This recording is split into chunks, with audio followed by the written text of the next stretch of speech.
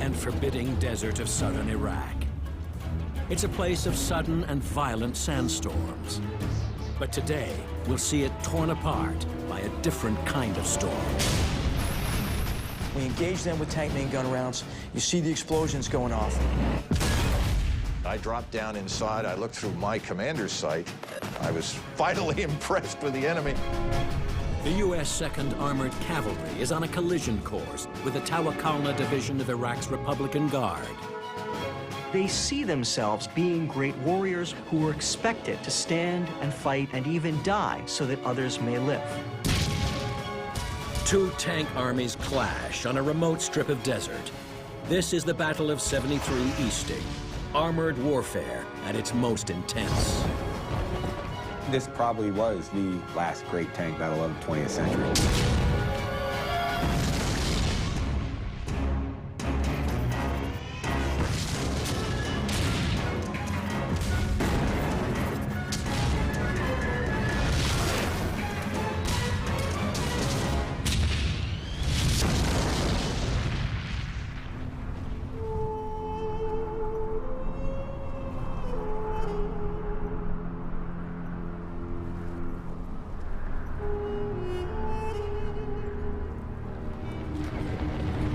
February 24th, 1991. American tanks roll across the Saudi Arabian desert toward the Iraq border.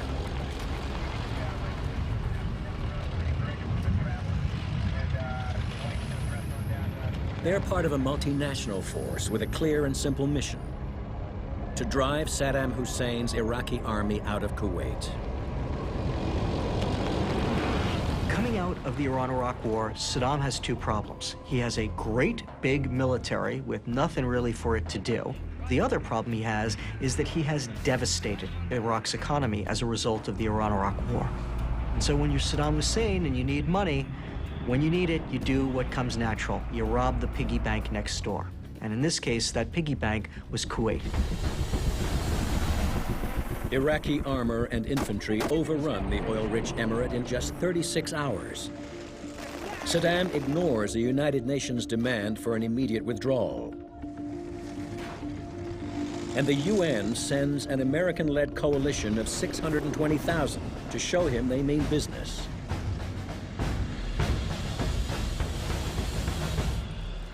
Saddam realized that he was in a bit over his head, but in Saddam's mind, the great weakness of the United States was their inability to take casualties. He assumed that it would be very much like the Iran-Iraq War. It would be a slugging fest between these two sides, and that in the end, the Americans would cry uncle first. And so the strategy that Saddam lays out is designed to cause the most casualties to the United States while absorbing the least damage to his own forces. He dug in the biggest share of the Iraqi army, 51 of 66 divisions, and he dug them in deep. Saddam deploys 16 infantry divisions and 2 armored corps along the Saudi border to absorb the brunt of the coalition attack. He holds his best fighters in reserve. 8 divisions of the Republican Guard, 1,000 tanks and 120,000 men are poised to strike a massive counterattack and inflict devastating casualties on the advancing coalition. The scheme for defending Kuwait that they actually employed was really the only one that was available to them. And the problem that they had was that the coalition wasn't going to play by their rules. They don't believe that it's possible for the coalition to move any further to the west. It is trackless desert out there, and the Iraqis didn't believe that the Americans could possibly move any further west than that, because the Iraqis themselves, whenever they tried to operate in that desert out there, got horribly lost. There were no terrain features, there were no roads. It was impossible to maneuver out there. And the one thing that the Iraqis weren't aware of was, at that time, a brand new technology called the Global Positioning System. It's the first GPS war. Satellite technology enables the coalition to cross into Iraq far to the west of the main Iraqi defensive line, setting the stage for an attack on their unprotected right flank.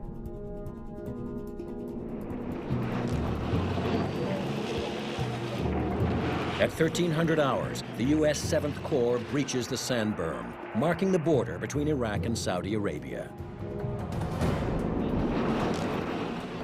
We had a PSYOPs platoon with us with these 25,000-watt speakers on top of Humvees. They were there to broadcast surrender appeals, but I had them play Ride of the Valkyries as we were crossing over the berm into Iraq.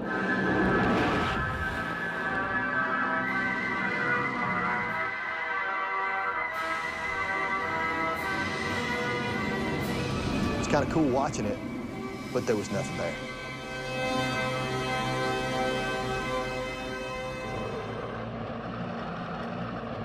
Our unit was moving to the north and to the east, and really not hitting a whole lot. I mean, yeah, we did.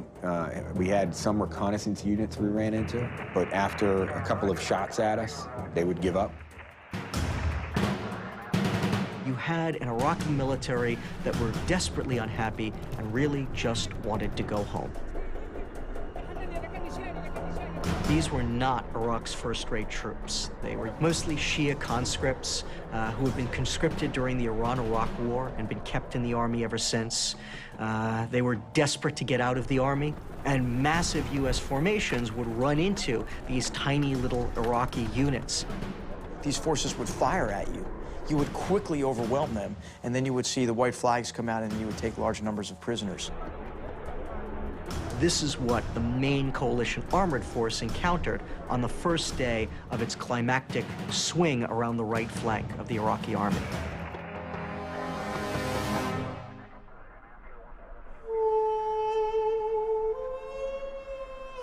The armor of the 7th Corps rolls ever deeper into Iraq, but at a snail's pace. Cautious force commanders order continual halts. And what they basically did was said, you know what, if we're going to go due east, we're just going to use the eastings, all the north-south grid lines, as our methods to control your rate of advance. It was almost like we were crawling. It was not a fast lightning strike. It was very slow. Okay, we'd move a few clicks and they'd stop us. I'm in a 50-ton vehicle, all this ammunition. I can drive 40-something, 50-something miles an hour, and you're telling me to stop? You know, the enemy's that way. I need to keep going. There was no one forward to see anything, to make a personal evaluation. There were no Patton, Rommel, Guderian types who were pulling up next to my tank saying, well, there, Major, what do you think? By the end of the second day, the initial surprise and strategic advantage of the flanking maneuver is lost. And the Iraqis realize that the U.S. 7th Corps is about to cut off and surround their forces in Kuwait.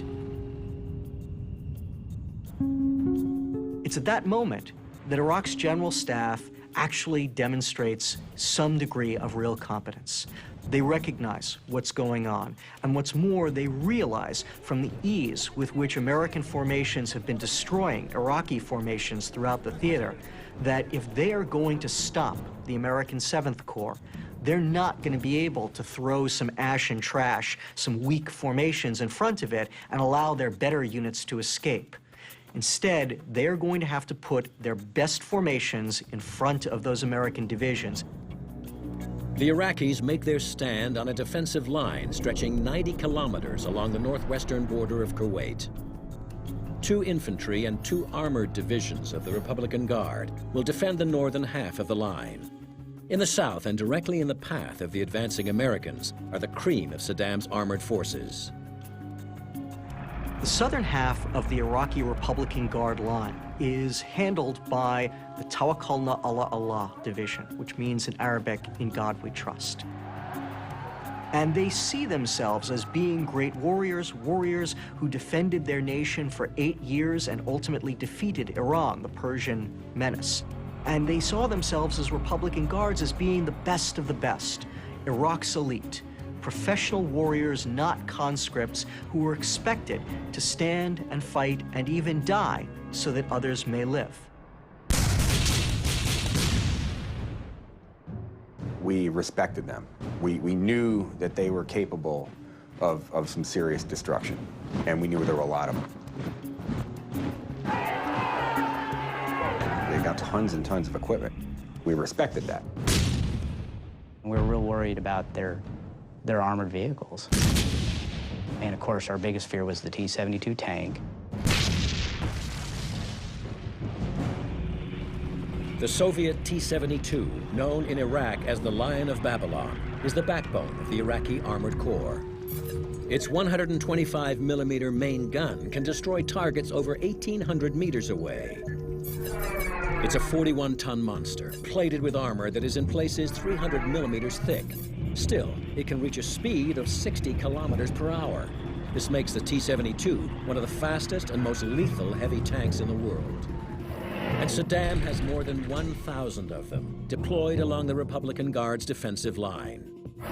They're supported by hundreds of armored vehicles, including the Soviet-designed BMP. The Republican Guard seems ready to take on all comers. Heading straight for them is the U.S.-led 7th Corps, with hundreds of M2 Bradley fighting vehicles and well over 1,000 tanks. The most powerful of these is the M1A1 Abrams main battle tank. The Abrams is armed with a 120mm high-velocity cannon and protected by composite armor that's as tough as 60 centimeters of pure steel. It's 1.5 times heavier than the T-72, but just as fast, making it the most powerful tank on the battlefield.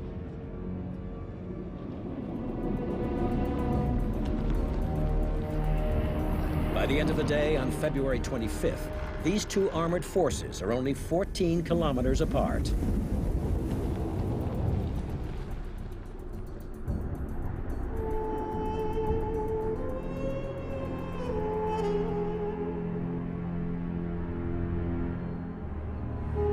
The morning of the 26th, very early, perhaps 4:30, 5 o'clock, I can't remember precisely, we suddenly get a change of orders and essentially find and destroy the Republican Guard for all intents and purposes. It got to the point, sort of late morning, early afternoon, where you couldn't see more than perhaps 20, 30 yards.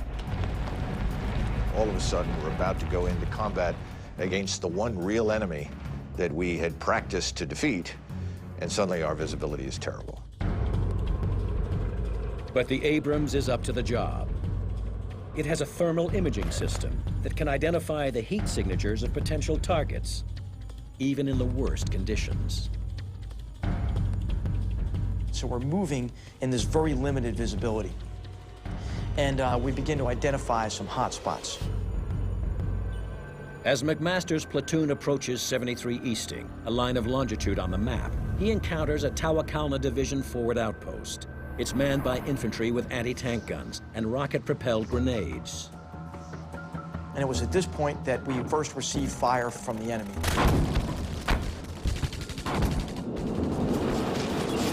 What we had to realize is we were paralleling a road that ran due east right into the enemy's position. The Battle of 73 Easting, the last great tank battle of the 20th century, is about to begin.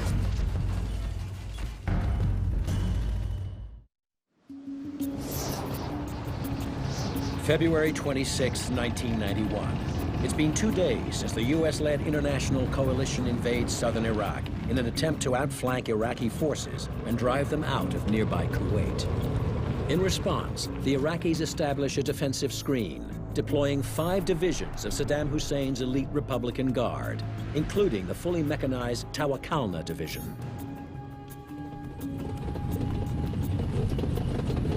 Just west of the map referenced 73 Easting, the U.S. 2nd Armored Cavalry, the spearhead of the coalition advance, makes contact with the Republican Guard. And it was at this point we first received fire from the enemy. I then pull up our 9 tanks online, all of us oriented on this village. I give this troop fire command. Village, direct front, frontal, 1 round heat, at my command, ready report, which means everybody load a heat round, look at that village, pick out your aim points on the enemy positions, and when they're ready, we're gonna fire 9 simultaneous main gun rounds at the center. I fire one round before that to mark center with a tank heat round. Green says ready, white says ready. I say fire. 9 tank main gun rounds impact simultaneously.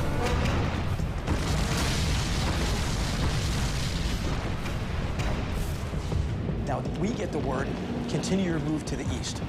And it's at that point I just get this gut feeling, I get this feeling that we're about to make contact with a defending enemy force. And I make the decision to go into a tanks lead formation. That means positioning the Abrams tanks in a rolling wedge with the more vulnerable Bradley fighting vehicles tucked in behind for protection. This formation places McMaster's big guns forward, ready for whatever lies ahead. So my tank comes up over that crest. And again, remember, it's a sandstorm, right? You can't see very far, but it is if the sandstorm just lifted. I mean, as soon as we came over that ridge, there was some weird environmental factor, but it was like a curtain lifted. And what I was confronted with was the enemy defensive position. They were deployed in a reverse slope position, which is designed to minimize the amount of time and the amount of distance that an attacking force actually has before it can start to fire on the defenders. Unfortunately, they didn't count on the sophisticated optics and fire control systems of the US M1 tanks, which made their thinking entirely obsolete. I could see 8 enemy tanks in defensive positions, and I said, fire, fire, sabot, which means we had a heat round in. And it means the next round going in that gun is going to be a sabot tank, armor defeating round. The Abrams tank carries 2 types of high-velocity ammunition. The sabot, an armor-piercing dart made with high-density depleted uranium. And the high-explosive anti-tank round, a shaped charge projectile which can bore through heavy armor. We engaged that first tank with a heat round. That fireball blows the tank commander out of that tank. And then ultimately there's a secondary explosion that blows the turret off that tank. My gunner traverses left, hits another tank.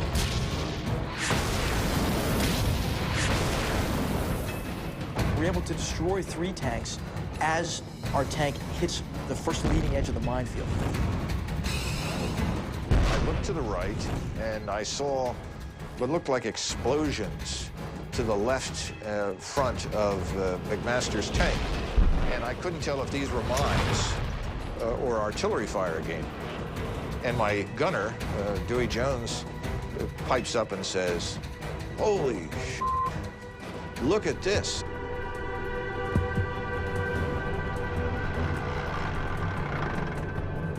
And I dropped down inside. I looked through my commander's sight, and I said, "Oh, yeah." I was vitally impressed with the enemy. Here were, rows, literally 10, 15 tanks spread right across to the front, and you could see that these tank guns were moving. And I imagine, since these were manual T-72s, the poor Republican Guard was in there busily cranking to get the guns around towards us. Then all of a sudden, my tank went into a minefield. And this thing rocked this 70-ton tank. A fireball went over it, knocked me down to the turret floor. And fortunately, my driver was very tough-minded. "So what the hell was that?" And I said, "Don't worry about it, keep driving." As we were coming out of the minefield, we had a couple of tanks to our front. It was, "Sir, I got tanks to my front." And I'm looking at the damn tank that we're about to take under fire, and the gunner hesitated. "Sir, can I shoot? Can I fire?" I said, "For God's sake, shoot!" We swung to the next one and fired. And in the meantime, I could see that Eagle Troop was taking enormous numbers of vehicles under fire.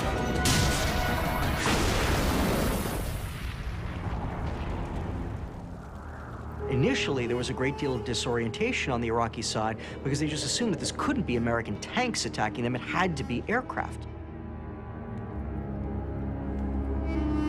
But even after they figured it out, they still had difficulty getting into their vehicle in time because they didn't realize how quickly the Americans were closing on them. American armored forces would charge, using speed to simply try to disorient the Iraqis, and it worked. The Iraqis could not imagine armored forces this big, this powerful, moving at them as fast as they were.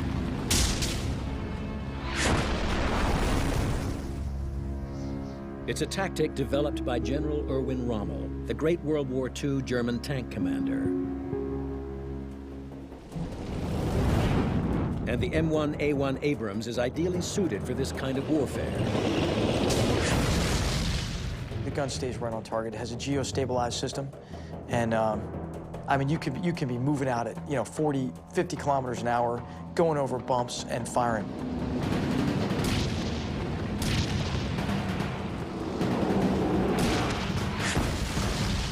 And then the shock effect of a 70-ton machine hurtling at you. I think this is the blow from which the enemy could never really recover. We were now on top of their command post, and we entered their reserve position. And just in like typical Soviet doctrine, they had put their tank reserve like a coil, but we moved too fast. They couldn't get out of their coil in time. They were just starting their engines. I looked at an enemy tank commander, looked over his shoulder at me. I could see the expression on his face, and we engaged that tank at very close range. And you couldn't tell the difference between the enemy tank being hit and our gun going off, and just big hunks of metal, blue sparks arced right back over our heads. And then the rest of our tanks came up, and we destroyed these tanks in their assembly area.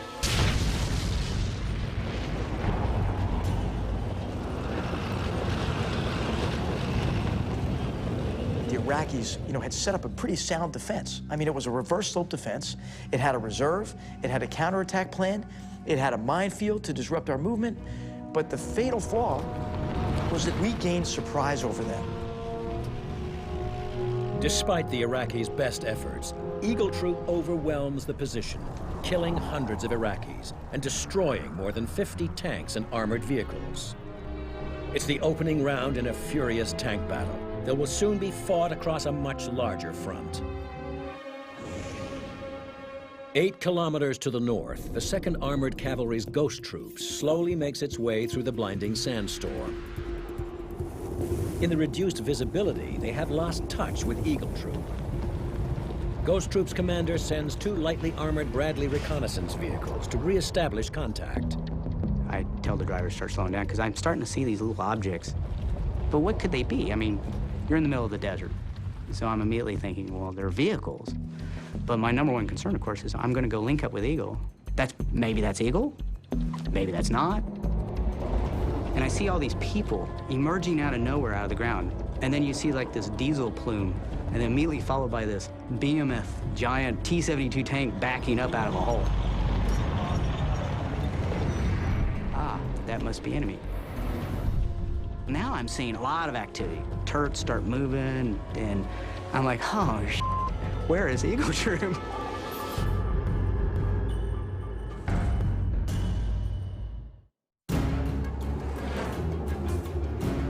February 26, 1991, 1600 hours. Eagle and Ghost Troops of the 2nd U.S. Armored Cavalry have become separated in a sandstorm. 2 Bradley fighting vehicles from Ghost Troop have been dispatched to reestablish visual contact between the 2 tank units. But they run into a platoon of Iraqi T-72 tanks. So I tell the driver to pull up to this little mound. And as soon as he comes to a stop, he says, "Tank front." Roger, got it, thanks. And he goes, no, there's a tank to our immediate front. He goes, I see it. No, you don't understand. There's a tank to our front. And I just get up, push myself out of that turret, and I look down, and I go, I'll be damned. Well, what happened is I didn't realize the little mound of dirt that I told him to pull up front was a T-72. I just grabbed the commander's override, max deflect the 25mm cannon. And then I said, you know, we're scouts. We don't go toe-to-toe with tanks. We need to back up a little. Well, now I'm seeing all these tanks, a lot of activity. When the turrets start moving, and I'm like, oh, shit, where is Eagle Troop? So I'm backing up. Well, where am I going to go to?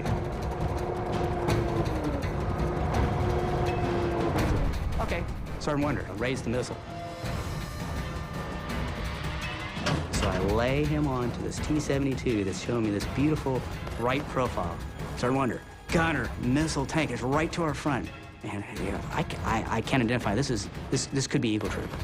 And I'm just like, how could you miss? It's bigger than the barn door. What do you mean you can't see this? So I said, go clear channel. He goes, flips over, takes it off thermals. Identified T-72 tank. I say, fire. The TOW missile is the Bradley's most powerful and accurate weapon. It's guided by wires, enabling the gunner to steer it to the target, even at ranges of up to 3,000 meters. Now I realize there's like 8 of them, all in this immediate vicinity. At this time, I'm thinking, okay, these guys all know that I'm here, and they're probably a little pissed off at that. So I go gunner, missile tank, he is identified, and I say, fire.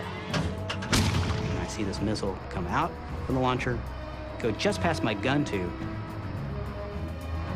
fall to the desert floor. I'm like, misfire. And at that time, my wingman opens up a missile, blows the heck out of this thing that was turning its turret on me.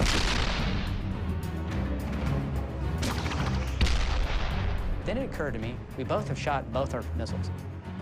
And we both have to our front at least 8 T-72 tanks.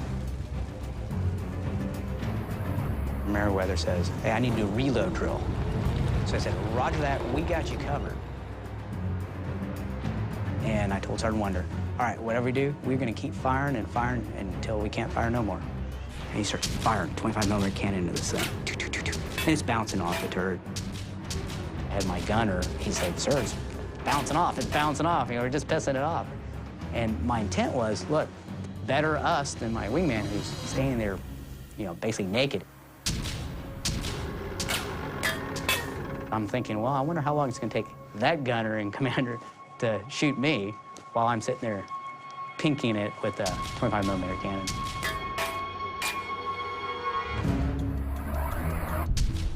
The M2 Bradley is a reconnaissance vehicle designed for mobility rather than heavy combat. It is equipped with a 25mm main cannon capable of firing high explosive rounds. But to increase its speed and range, it is protected by just 25mm of armor plating. The Bradley is no match for the powerful T-72.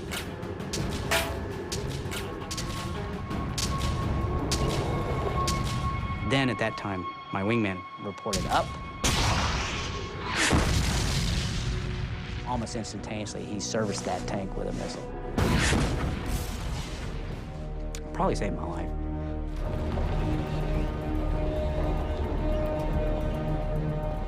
So out of the sandstorm and a lot of smoke now on the battlefield, emerged a couple of Eagle Troop Bradleys, slowly approach me from the right.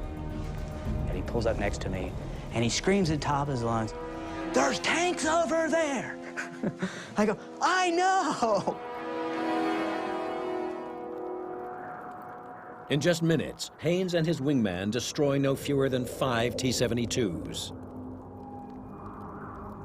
But this is just one strong point in an Iraqi defensive line stretching across a 90-kilometer front that is in places 10 kilometers deep. To the north, Ghost Troop continues through the sandstorm. Unaware they are moments away from contact with the main line of Iraqi defense. We're slowly moving forward, and when I mean slowly, I mean about as fast as a man can walk. And when you're in a tank, you've got track pads. We were going slow enough where you could actually feel the individual track pads hitting the ground. We get a little bit of a wind shift, and we can see something out in front of us. We saw heads pop out, and we think what it was, they were in a bunker, and they felt the movement of the armored vehicle.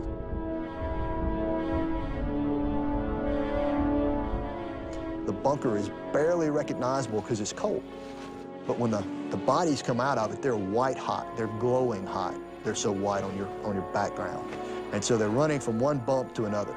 But I can figure out if they're coming out of something, running to something, that's probably a vehicle.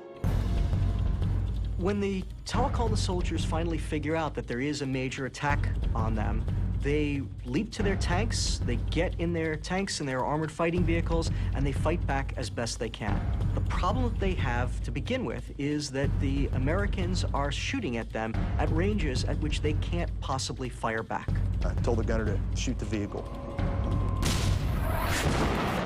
Immediately followed just a second or so later by a heat round from Ghost 6.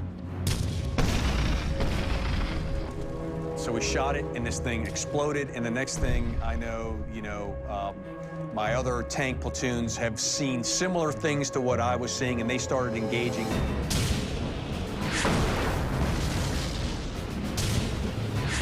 And now you've got the dark, oily, black smoke mixed in from the vehicle that's just destroyed that is hot. You can see people and things moving behind it. So I called my troop commander and told him, hey, sir, there's something past that smoke. That wasn't a single vehicle. I want permission to move up and poke my nose through the smoke. And I said, yeah, okay, Roger, makes sense. So these 4 tanks of Andy's just disappear through the black smoke. And then it is just absolute Armageddon. I can see rounds being fired, I don't know whether it's friendly, I don't know whether, they're being attacked. And I'm trying to raise Andy on the net. And, as I'm watching this, it's like, okay, Captain, what are you going to do now?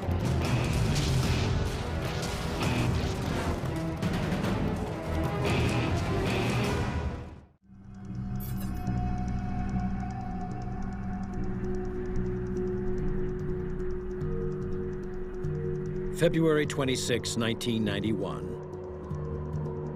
The remote desert of southern Iraq erupts in a fierce tank battle between the U.S. 2nd Armored Cavalry and the Tawakalna Mechanized Division of the Iraqi Republican Guard.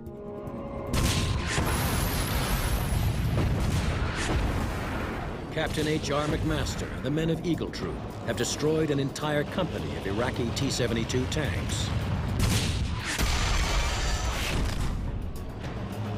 Now, Lieutenant Andy Kilgore and Ghost Troop are about to experience their own baptism of fire. At that time, 7th Corps was 4 M1 Abrams tanks. There was 110,000 soldiers behind me. There was nobody in front of me.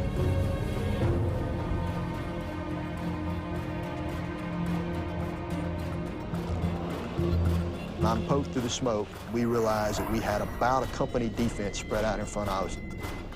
He was in them. He was in their assembly area. I mean, he was in and amongst these guys.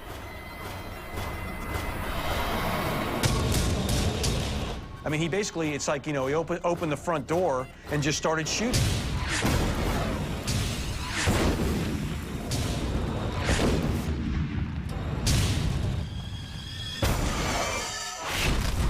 The T-72 is a pretty good tank for when it is developed, but it is developed in the 1970s. It's got good armor, but it's very much outclassed by the M1 Abrams tank, which is its superior in every imaginable category.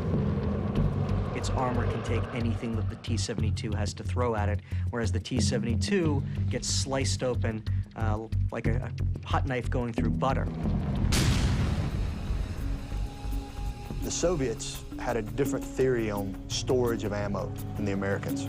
They've got the ammo basically stored around their hull. So if you make the ammo explode on a T-72 or any Russian tank, all that explosive force is funneled up through the turret.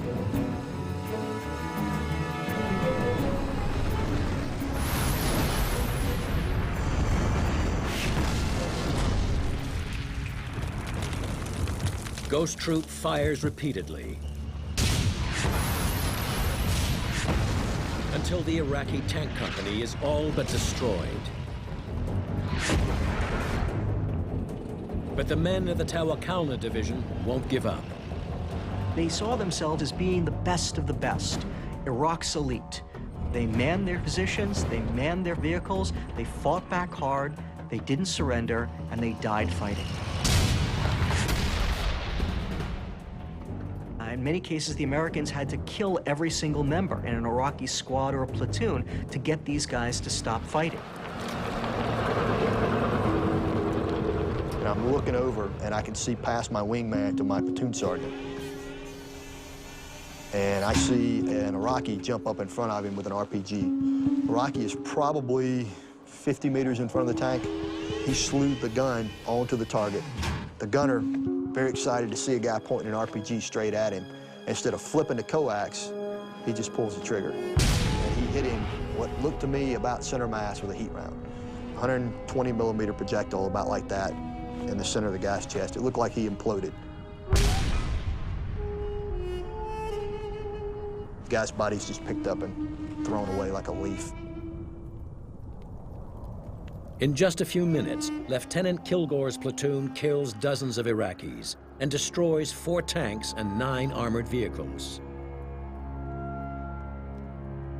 When I finally destroyed all the vehicles that we could see, I got back up on the troop net, called in a spot report to the troop commander, who was not very happy with Lieutenant Kilgore at that time, since I'd been engaged with him for a few minutes and not reporting. I said, you ever pull any stuff like that, I'll put a bullet in you myself. But as it turned out, in hindsight, that was the absolute right thing to do, move forward that smoke, because basically he took the initiative away from the enemy. Despite heavy losses, the Iraqis won't quit and launch a counterattack in an attempt to halt Ghost Troop's advance.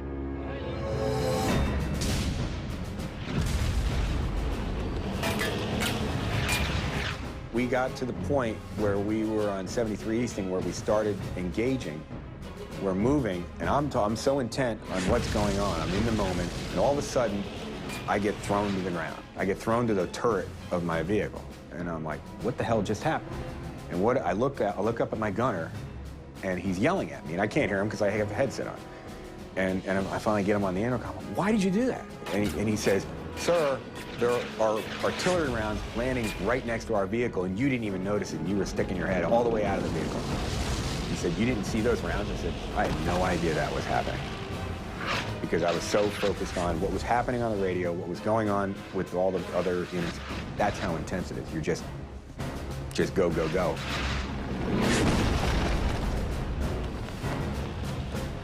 They saw that we were attacking them from their flank, so they tried to move out and come around on our flank. What that ended up doing was that gave us a bunch of silhouettes moving across our front. And the crazy thing is that when we go to gunnery, we practice with moving targets to look just like that. When that occurred, what I did is I scrambled 2 tanks, give them to the scout platoon, and the scout platoon would give two Bradleys and give it to the tank platoon. By scrambling Bradleys and Abrams tanks in combined fighting units, Sartiano creates a lethal see and shoot combination. The Bradleys, with their superior targeting systems, pinpoint targets for the tanks, which then open fire with their high-velocity 120mm guns, able to unleash a deadly accurate round every 4 seconds. Can you imagine putting something that's about as round as a grapefruit 2 miles away onto something that's as big as, a little bigger than a van? That's unbelievable. We had tanks shooting over 2 miles and getting the hits. It was absolutely amazing.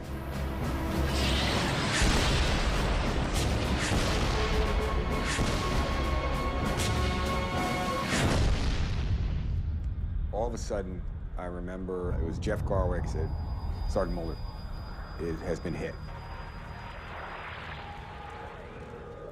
And all of a sudden, the whole troop net just went silent.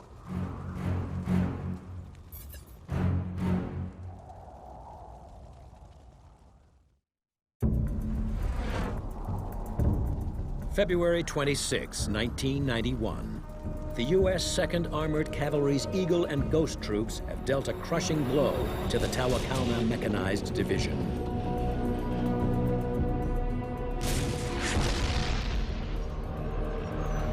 But just as it seems they will emerge from the battle unscathed, one of Ghost Troop's Bradley fighting vehicles takes a direct hit.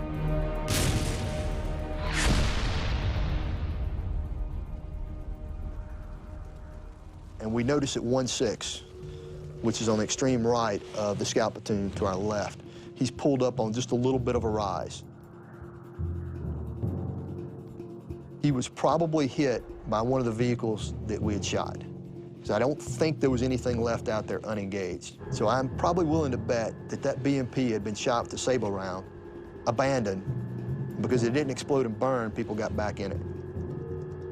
The BMP is a lightly armored fighting vehicle like the Bradley.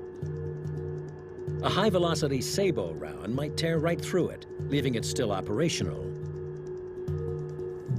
Armed with a 76mm semi-automatic cannon, the BMP has more than enough firepower to penetrate a Bradley. Staff Sergeant Chaffee, the Bradley commander, he said that Andy turned and looked at him and said, "What the f was that?"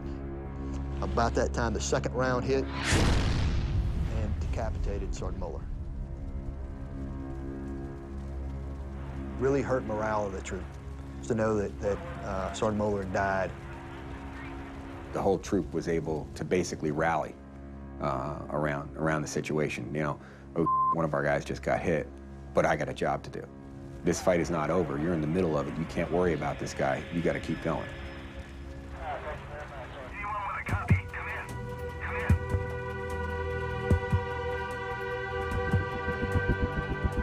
The Battle of 73 Easting is all over in just 90 minutes.